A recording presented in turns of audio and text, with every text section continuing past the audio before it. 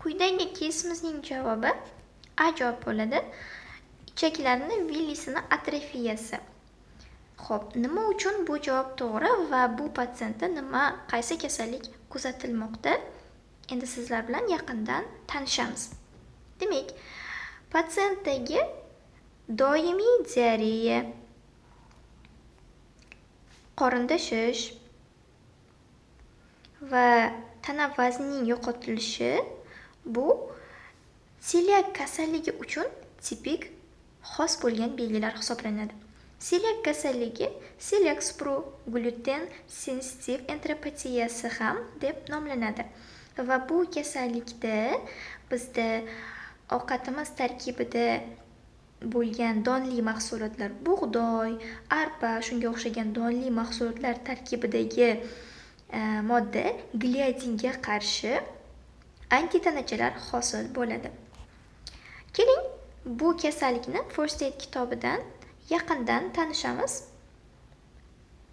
Demak, seliak kasalligi bu malabsorpsiya sindromlariga kiradigan kasallik hisoblanadi. Demak, seliak kasalligini aytdik, glutenga sensitiv enteropatiya yoki seliak sprue deb ataladi. Bu autoimmun kasallik hisoblanadi. Ya'ni bug'doy, arpa kabi mahsulotlar tarkibidagi gliadinga qarshi organizm autotanachalarni ishlab chiqaradi. Va bu kasallikni genetik aloqasi HLA-DR DQ2, DQ8 genlari bilan bog'liq. Va demak, trigger zonasi bu distal duodenum va proksimal yunum hisoblanadi va bu joyda mahsulotlar so'rilmasligi hisobiga malabsorpsiya va steatoriya kuzatiladi. Ya'ni bilamizki, duodenumga o't yo'li va ductus solidosus va ductus pancreaticus qo'yiladi. Bu joyning demak zararlanishi hisobiga bizda yog'lar to'liq parchalanmaydi.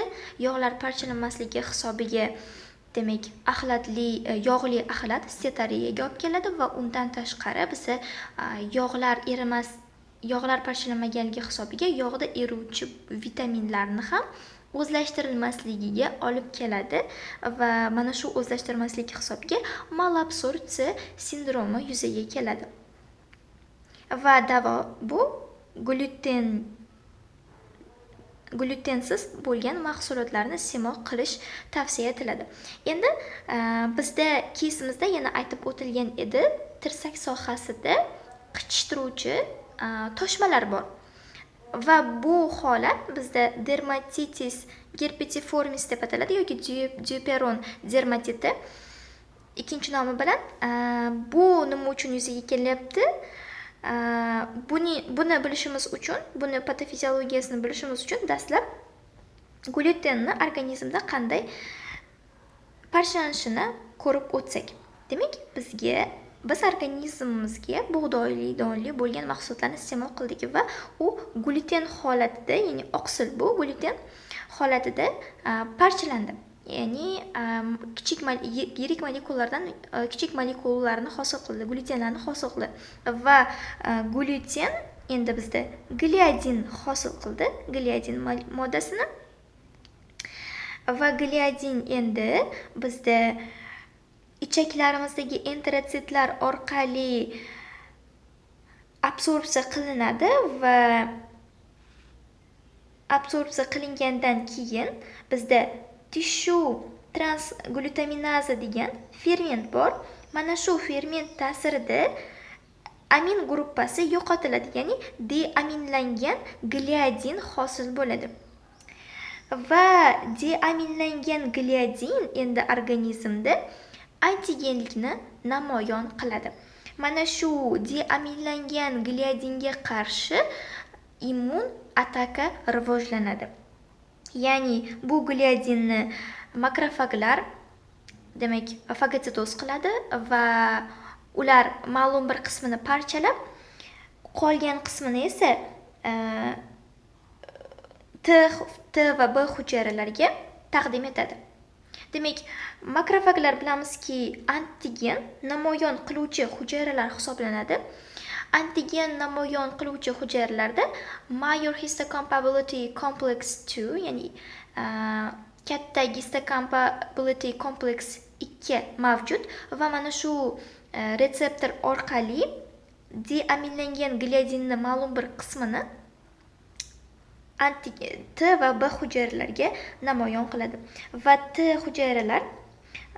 hujayralar shu antigenni qabul qiladi va aktivlangan holatga o'tadi va o'zin interferon gamma, interleykin 21 molekulalarni, ya'ni sitokinlarni ishlab chiqaradi. Va bu molekulalar endi B hujayralarni, B limfositlarini aktivlaydi. B limfositlar aktivlanishi hisobiga ular plazma hujayralarini hosil qiladi va bilamizki, plazma hujayralar o'zidan antitanachalarni hosil qiladi. Va bu antitanachalar endi nafaqat deaminlangan gliadinga, balki bizdagi ferment to'qima transglutaminazasi, ya'ni gliadinni deaminlangan holatga o'tkazadigan fermentga qarshi antitanachalar va undan tashqari anti-endemizial antitanachalar hosil bo'ladi va bu antitanachalar bizda immunoglobulin A ko'rinishida namoyon bo'ladi. Chunki bilamizki, immunoglobulin A mukkazal immunitet uchun javobgar bo'lgan antitanacha hisoblanadi. Va endi mana shu antitanachalar demak o'ziga antigen bo'lgan kompleksga yopishadi, ya'ni deaminlangan gliadinga, to'qima transglutaminazasiga yopishadi va antigen antitana kompleksi birikkandan keyin makrofaglar uchun bu o'lja hisoblanadi. Makrofag, nitrofil kabi hujayralar uchun, ya'ni fagositoz qobiliyatiga ega bo'lgan hujayralar uchun bu bir o'lja desak ham bo'ladi, o'lja bo'ladi va bu komplekslarni fagositoz qiladi va mana shu joyda yallig'lanish infiltrati hosil bo'ladi. Undan tashqari komplement sistemalar ham kelib magnin, ya'ni membrana atak kompleksini ishga tushiradi va mana shu joyda yallig'lanish jarayoni amalga oshadi. Demak, bu asosan distal duodenum va proksimal yeyunumda yallig'lanish jarayoni oqibatida bizda demak 3 ta asosiy patomorfologik o'zgarish yuzaga keladi. Bu villilarni atrofiyasi. Demak, bilamizki, duodenumda villilar bor va mana shu villilarni, mana bu joyda sog'lom villini uzunligi bo'lsa, bu esa selyak kasalligida villini kamayib qolishi hisobiga, ya'ni bo'yini pasayishi, atrofiyaga uchrashi hisobiga pasayib qolishini ko'rishimiz mumkin va undan tashqari intraepitelial limfosit infiltratsiyasini ko'ramiz. Ya'ni bu joyda immun jarayon amalga oshganligi, yallig'lanish jarayoni amalga oshganligi uchun limfositlarni infiltratsiyasini ko'ramiz va undan tashqari kriptalar giperplaziyasi. Enterotitlar ko'p nobud bo'lishi hisobiga enterotsit giperplaziyasi amalga oshadi. Demak, bu kasallikda endemizial moddaga qarshi, ya'ni endemizial degani bu terini to'qima transglutaminazasi hisoblanadi. Terida ham xuddi shu ferment mavjud va mana shu fermentga qarshi antitanachalar hosil bo'lishi hisobiga, demak, terida ham bizda yallig'lanish jarayoni amalga oshadi va mana shu yallig'lanish jarayoni hisobiga bizda dermatitis herpetiformis hosil bo'ladi. Undan tashqari bizda yana nimalar kuzatiladi? Bone density kamayadi, ya'ni suyakning zichligi. Suyakning zichligi nima uchun kamayapti? Bu bizda malabsorpsiya sindromi bilan bog'liq. Biz aytib o'tdik, boya yog'lar parchalanmasligi hisobiga setareya bo'ladi va yog'da eruvchi vitaminlarni so'rilishi buziladi. Yog'da eruvchi vitaminlardan biri bu vitamin D hisoblanadi. Vitamin D demak ichaklar orqali so'riladi va organizmda kalsiy o'zlashtirilishini, kalsiy va fosfor absorpsiyasini, buyraklarda esa reabsorpsiyasini ta'minlaydigan modda. Endi bu vitamin yetishmasligi hisobiga organizmda kalsiy miqdori kamayadi. Kalsiy miqdori kamayishi bizda paratgormonini stimullaydi. Paratgormon bilamizki, paratayroid, ya'ni qalqon oldi bezlaridan ishlab chiqariladigan gormon hisoblanadi va bu gormon endi suyakka kelib, suyakni yemiradi va suyakdagi kalsiy minerallarni, kalsiyni suyakdan chiqishini, suyak rezorbsiyasi hisobiga kalsiyni qonga chiqishini ta'minlaydi va shuning hisobiga suyaklarning zijilligi kamayapti.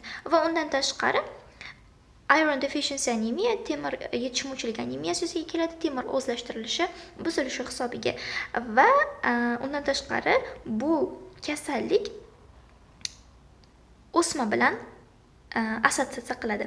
T-cell limfomaga olib kelishi mumkin.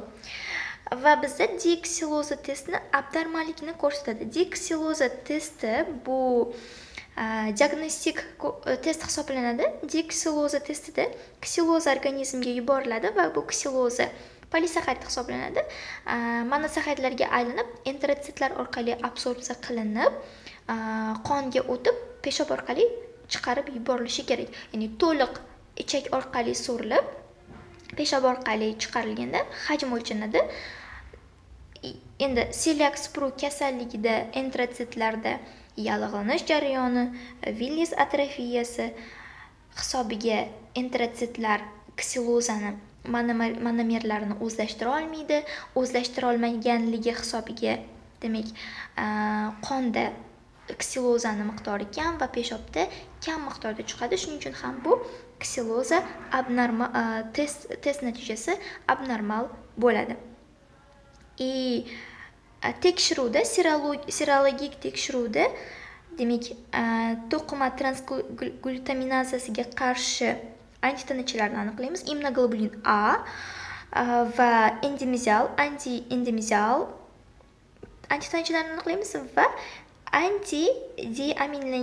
deaminlangan gliadin oqsiliga qarshi antitanachalarni aniqlaymiz. Demak, histologiyada distal duodenom yoki proksimal iyunumda villilarning yo'qolish atrofiyasi, mukazal atrofiya, kriptal giperplaziya va interepitelial limfotsitlar infiltratsiyasini ko'rishimiz mumkin. Demak, celiak kasalligi bilan tanishdik. Bu kasallik belgilari mana quyidagi ko'rib o'tgan keysimizda mavjud. Diareyaga olib kelyapti, suv so'rilmasligi hisobiga, malabsorpsiya hisobiga, qorin shishiga va vazn yo'qotilishiga olib kelyapti. Bu celiak kasalligi uchun tipik belgilar hisoblanadi. Demak,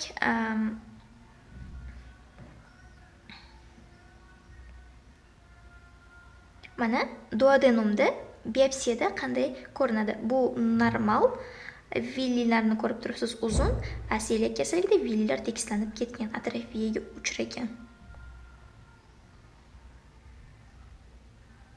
Endi dermatitis herpetiformis bilan assotsiatsiyasi, demak, ekstensor yuzalarda asosan, ya'ni yozuvchi yuzalarda tirsak, tizza va boshqa bo'g'imlarni iminni yozuvchi yuzalarida vezikulalarni ko'rishimiz mumkin. Vezikulalar bo'ladi va demak, bu nima hisobiga? Transglutaminaza, ya'ni teridagi bazal membranada, terida ham bazal membrana bor va o'sha teridagi dermal bazal membranada transglutaminazaga qarshi immunoglobulin A hosil bo'lganligi hisobiga immunokomplekslar, immun hujayralar shu joyga dermal bazal membranaga ataka qiladi va shu joyda yallig'lanishni chaqiradi. Demak, mikrobseslar shakllanadi va bu mikrobseslar dermani, demak, surg'ichsimon qavatini uchki qismida, ya'ni uchida joylashgan bo'ladi. Va buni biopsiyada ko'radigan bo'lsak, epidermis qavati va epidermisni ostida dermani surg'ichsimon qavati joylashgan. Immunosurg'ichsimon qavatning ustida epidermal qav qismida o'sha bazal membranadagi transglutaminazalarga qarshi